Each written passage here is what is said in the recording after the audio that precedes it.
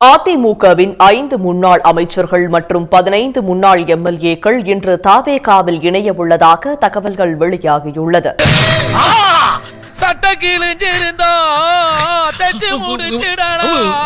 இப்படி ஒரு விழாவா? 20,000 பேர் நாம் திரண்டிருந்தாலும் எவ்வளவு? 20,000 பேர்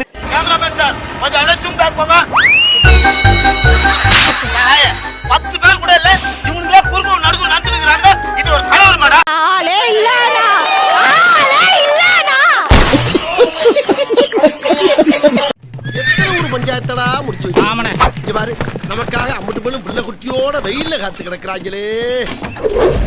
மாபெரும் மக்கள் சக்தியோடு நம்மை இணைத்து வெற்றி கழகத்துடைய வெற்றி பாதையிலே நாம் அடியெடுத்து வைக்கின்ற ஒரு மகத்தான நல்ல தொடக்கம். கட்சி மாறுவதால் என்னை கோலை என்றோ பச்சொந்தி என்றோ எண்ணி விடாதீர்கள். இருக்கின்ற கட்சியிலே இருக்கின்ற மேடையிலேயே இங்கிருந்து இன்னொரு கட்சிக்கு தாவும் தைரியமும் தன்னம்பிக்கையும் இந்தியாவிலே எனக்கு ஒருவனுக்கு தான் இருக்கு என்று கூறிக்கொண்டு நேத்து இங்க இருந்த இவனை திட்டி பேசுன, இன்னைக்கு மானம் கட்டு போய் இங்க இருக்க, அப்புறம் இவனை திட்டி பேசுற. என்னதான்டா அவன் கொள்கை கோட்பாடு? அதெல்லாம் இருக்க வேண்டாம் போய் சொல்லியா?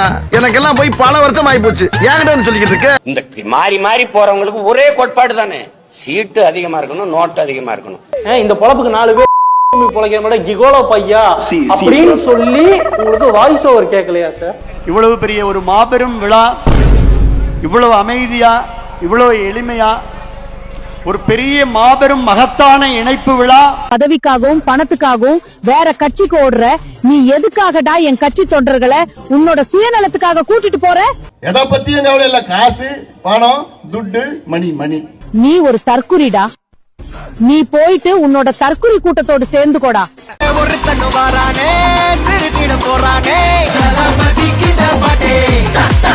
தொழிலாளர் நலத்துறை அமைச்சர் நம்முடைய மாவட்டத்துடைய மாவட்ட செயலாளர் மாப்பிள்ளை முகமது பர்வேஸ் அவர்கள். ஆமா, உருமாண்டி அவர்களே, எங்க மச்சான் கஞ்சித்தாளி அவர்களே, மற்றும் எங்க குழந்தைமார்களே, மற்றும் எங்க வீட்டில் பொண்ணு கொடுத்த கிறுக்கு சுப்பையா அவர்களே.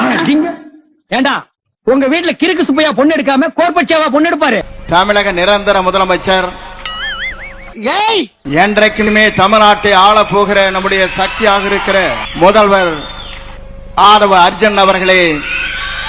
சார் நீங்க தானா? வணக்கம், என் பேர் ஆரியா, நான் கோயம்புத்தூர்ல இருந்து வந்திருக்கேன்.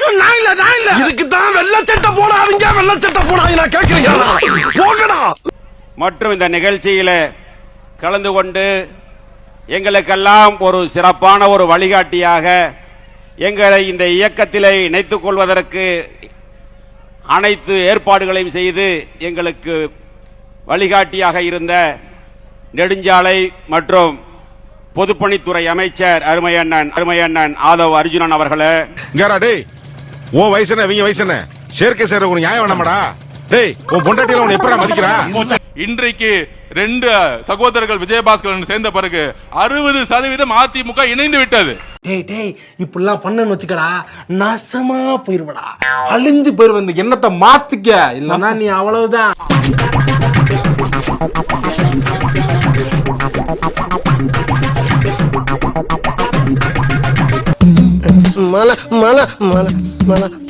இப்படி சோறு திங்கிறக்கு எவ்வளவு மானம் கட்டு போய் தெரிய வேண்டியிருக்கு தெரியுமா? இப்போ நம்ம ஸ்டாலின் சார் அறிவாலயம் பக்கத்துல யாரு நடந்து போனாலும், அறிவாலயம் பக்கத்துல யாரு நிழலுக்கு ஒதுங்கினாலும் கூட்டணியில சேர்த்துக்கிறாரு. அந்த வச்சிருக்கிற பணத்துல ஒரு பங்கு ஒண்ணு கொடுத்து அதுக்கு பேர் கல்லாப்பெட்டி கூட்டணின்னு வச்சிருக்கிறேன். திமுக கூட்டணிய கல்லாப்பெட்டி கூட்டணின்னு சொல்லிட்டு இப்ப அதே கூட்டணியை வச்சு புதுசா ஒரு கூட்டணி அமைச்சிருக்கானுங்க. எதுக்குடா இந்த மானங்கட்ட பொழப்பு? இது எப்படி தெரியுமா இருக்கு? நாம ஒரு பொண்ணை லவ் பண்ணுவோம், நம்ம கூடவே இருக்க நண்பன் டேய் மச்சான் அந்த பொண்ணு கேரக்டர் சரியில்லைன்னு சொல்லிடுவான். நாமளும் கலங்கி போய் சரி மச்சான்னு தேவதாஸ் மாதிரி சுத்திக்கிட்டு இருப்போம். ஆனா அடுத்த வாரமே பார்த்தா அதே நண்பன் அதே பொண்ணை நைஸா உஷார் பண்ணிடுவான்.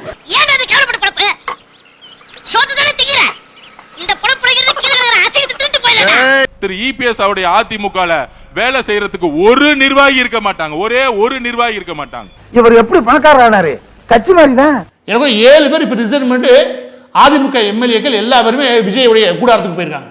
அது சரிப்பட்டு வராதுன்னு தான் இங்க வந்துட்டேன். என்ன சேர்த்துக்குவீங்கல்ல? தாராளமா. ஆள் இல்லாம அலையறோம். விலைக்கு வாங்கி 15 பேரை விலைக்கு வாங்கி ஒரு எம்எல்ஏவுக்கு 35 கோடி கொடுத்து யார் வீட்டு பணத்தை யாரா பங்கு போடுறது? இது சத்தியமா சொல்றேன், முன்பு தமிழகத்துல இவ்வளவு மோசமா இருந்ததே கிடையாது. இப்படி விலை கொடுத்து வாங்கி கொடூரமலாம் இது செய்யறது லாட்டரி கும்பல் தான். ஆமாங்க. ஆமாவா? அடேங்க அப்பா, கேப் மாதிரி மொல்ல மாதிரி முடிச்சவிக்கி இவங்களையெல்லாம் நான் தனித்தனியா தான் பார்த்திருக்கேன். ஆனா மொத்த உருவத்துல இன்னைக்கு தாண்டா சாமி நான் பாக்குறேன். இது என்ன அரசியல்? யார் எங்க போறது, அவர்கள்ட்ட எவ்வளவு பேசுறது, இவள்கிட்ட இது கேவலம். இதெல்லாம் அரசியல்ல இதெல்லாம் சாதாரணமாப்பா. இந்த பேரம் பேசுறது பொலிட்டிக்கல் ரெவல்யூஷன் அப்படின்னு தான் வருது. எல்லாம் அரசியல் மாறுதல், அரசியல் புரட்சி அப்படின்னு தான் வர்றாங்க. அப்புறம் அது அரசியல் பிசினஸ் ஆகுது, பொலிட்டிக்கல் பிசினஸ் ஆகுது. ஓடுற பஸ்ல இருந்து ₹1 காயின் விழுந்தாலே உருண்டு வந்து எடுக்கிற வேண்டாம் இந்த சைல்டு சின்ன. ₹1000 விழுந்தா விடுவேனா? அண்டர்வேர் கிழிஞ்சாலும் அசால்ட்டா வந்து எடுப்பேன். அதோட ஒண்ணு சொல்லவா, லாட்டரி கும்பல் இருக்குது. லாட்டரி ஆதவு எப்படி உழைச்சா வந்தாரு? இல்ல அவன் மாமனார் உழைச்சு வந்தாரா?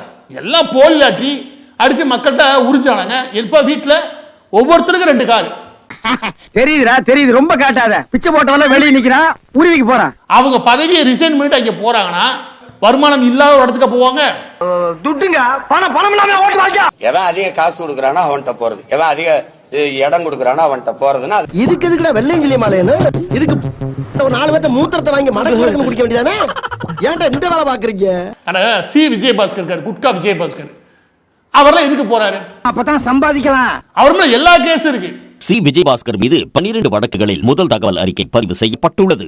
அதில் குறிப்பாக தடை செய்யப்பட்ட குட்கா பொருட்களை சட்டவிரோதமாக விற்பனை செய்ய லஞ்சம் பெற்றுக் கொண்டு அனுமதி வழங்கியது தொடர்பாக கடந்த 2016ஆம் ஆண்டு சி விஜயபாஸ்கர் மீது சிபிஐ வழக்கு பதிவு செய்தது. ஊர்ல நொண்டி நோசக்கா வெந்தது வேகாது, பெட்டி கடையில கடன் சொன்னது, பீடியை கிள்ளி குடிச்சது, சந்த கடையில கருப்பி திருடிட்டு கொண்டது, இந்த மொத்த கோபனாக கிடக்குதா. மக்கள் பணத்துல இருந்து ஒரு பைசா கூட தொடமாட்டோம், தொடவும் விடமாட்டோம். இதுக்கு முன்னாடி தொட்டவங்களையும் விடமாட்டோம். செக்கில ஆட்டின சுத்தமான உருட்டு. விஜயபாஸ்கர் மீதான 30 வழக்குகளில் முதல் தகவல் அறிக்கை பதிவு செய்யப்பட்டுள்ளது. குறிப்பாக சொத்து குவிப்பு வழக்கு, 100 கோடி ரூபாய் மதிப்புள்ள நில அபகரிப்பு, தேர்தல் அதிகாரியை மிரட்டியது, கனிமவள விதிமீறல் உள்ளிட்ட பல முக்கிய வழக்குகள் நிலுவையில் உள்ளன. பாத்தியா அந்த செட் இப்ப என்ன பண்ணுங்க பாத்தியா? இன்னைக்கு நம்ம பார்க்க போற ப்ராடக்ட் டிவிகே வாஷிங் மிஷின். இந்த வாஷிங் மிஷின்ல அதிமுகவோட முன்னாள் அமைச்சர்கள், தற்போதைய சட்டமன்ற உறுப்பினர்கள் ஊழல் கரப்படைஞ்ச இந்த துணி போல எடுத்து நம்ம உள்ள போட்டோம்னா இந்த டிவிகே வாஷிங் மிஷின் என்ன தெரியுமா பண்ணும்? அந்த ஊழல் கரையெல்லாம் போக வச்சு உங்களுக்கு புதுசா தூய்மை சக்தியான ஒரு அதிமுக உறுப்பினர், சாரி டிவிகே உறுப்பினரை கொடுத்துரும்.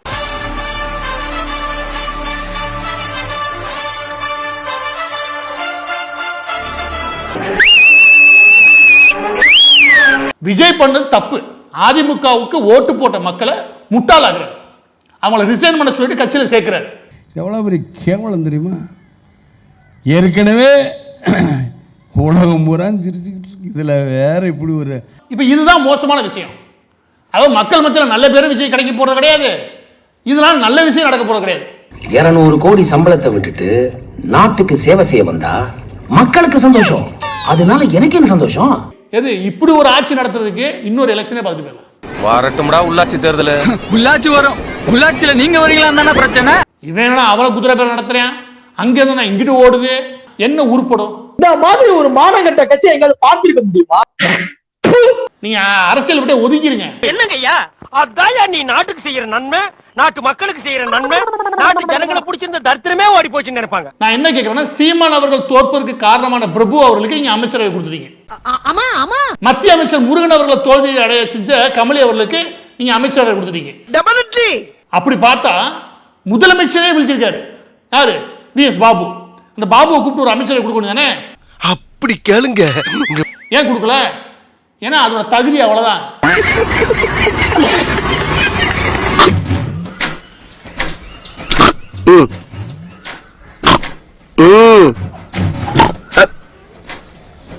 டேய் என்ன உன் முகர கட்டிக்கு ஓயாம வணக்கம் பண்ணுமா?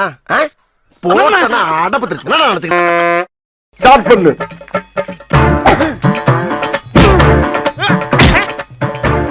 இங்கிட்டு வா. அப்படியா